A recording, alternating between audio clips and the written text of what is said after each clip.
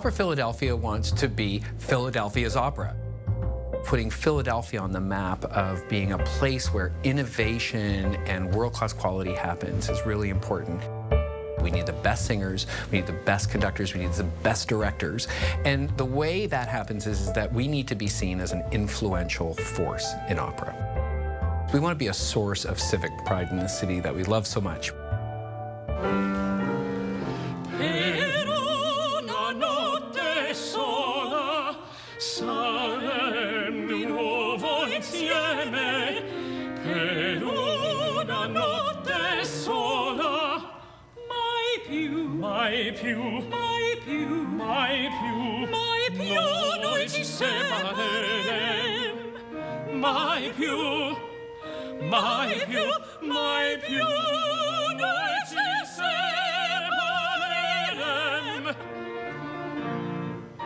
Opera Philadelphia was established in 1975, actually as the Opera Company of Philadelphia. Opera Philadelphia is a little different from many opera companies in major U.S. cities. We've charted a slightly different path for ourselves. 5 years ago, we started producing in 2 venues, which is very unusual. We have opera at the Academy of Music, the oldest opera house in America, and I would argue the most beautiful. And then we started our Aurora Chamber Series at the Perlman in the Kimmel Center. And so we were one of the very first companies to explore a broad range of repertoire.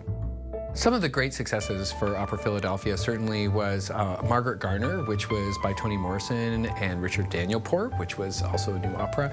We had a huge success with Porgy and Bess a number of years ago, and recently our production of La Boheme that we worked in partnership with the Barnes Foundation and the Philadelphia Museum of Art was completely fantastic, and people loved it. We've come in like this, and we never...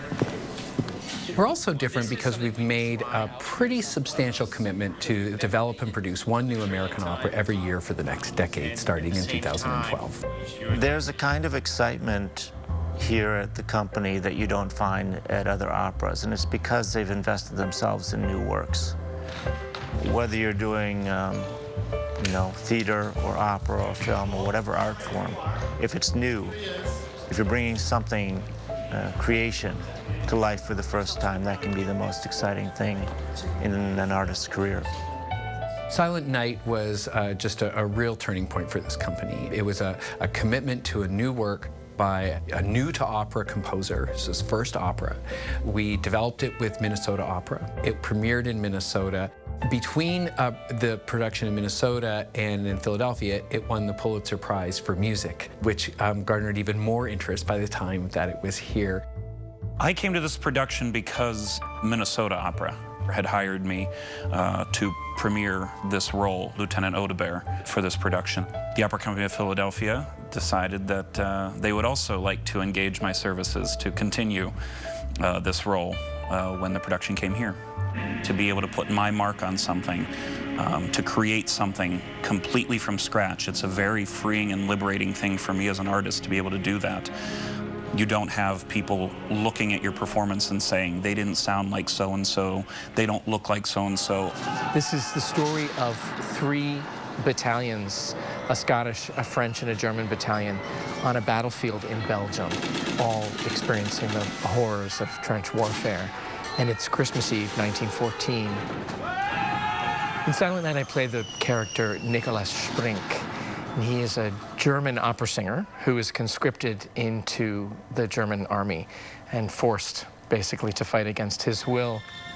Anna Sorensen is an opera singer, and she's kind of I guess you could call her a catalyst for the hero, Nikolaus, in the opera. She, you know, propels him to find the strength to deal with this awful situation of war, and she ultimately goes to the front line with him. Nicholas Comes out of the German trenches and actually sings a carol out in no man's land, and suddenly all the structure breaks down. Merry Christmas, and everyone starts to come out of the trenches and experience humanity in a place that is as inhumane as anything we could ever imagine. His singing is what precipitates the truces on Christmas Eve. That is the cornerstone of the story. Lieutenant Audebert is one of the three smaller storylines within the larger story of the opera. He's got a wife who's pregnant, and he's sent off to lead a French army before his wife gives birth. Just sort of preoccupied with that and realizing the futility of the war.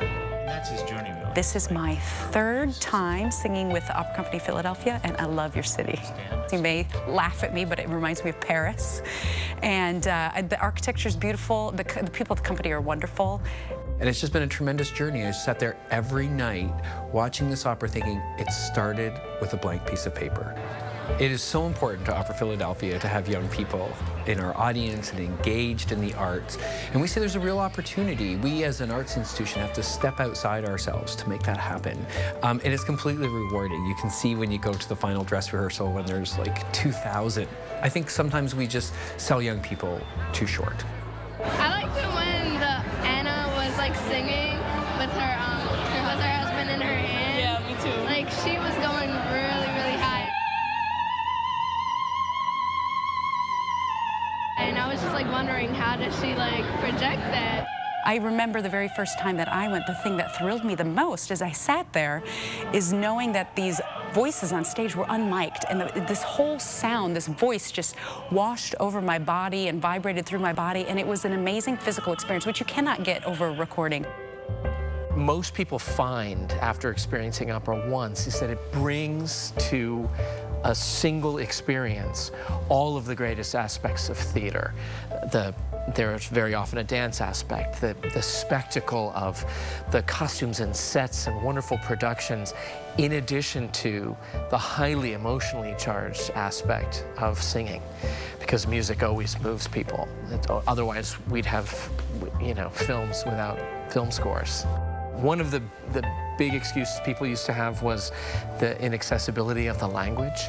And now with the advent of super titles, now well more than a decade into their use, that argument is, really irrelevant. We've committed through the American Repertoire Program to a number of commissions, and one of the big ones coming up is by Jennifer Higdon. She's a Pulitzer Prize-winning composer. She's on the faculty of Curtis.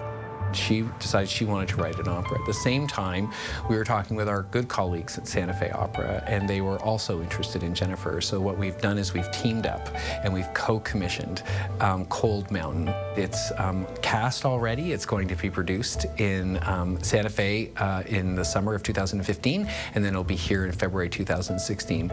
First of all, we want to bring you the best opera we can on stage. We also want to have opera out in the city, and I think some people have seen those with our random acts of culture.